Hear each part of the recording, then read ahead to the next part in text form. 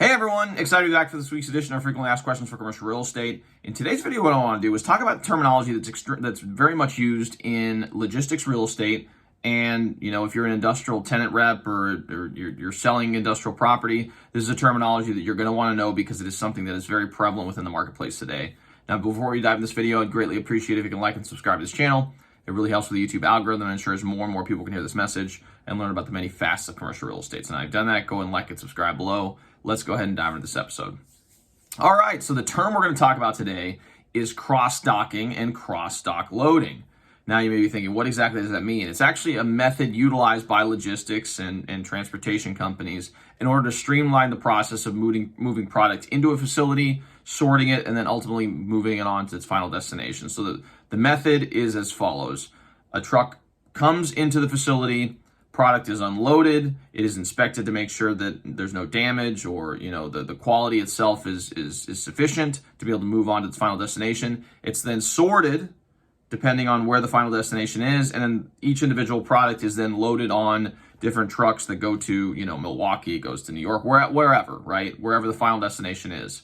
And so that is the method of cross-docking. Now, in order to facilitate that and make it a lot easier for companies to do that, buildings have evolved such that you have now buildings that have cross-docking functionality. What that means is that you usually have somewhat narrow buildings, narrow bays, and you have dock doors essentially right next to each other, but on opposite sides of the building. So the premise is a truck would come in to one side of the building, unload the product.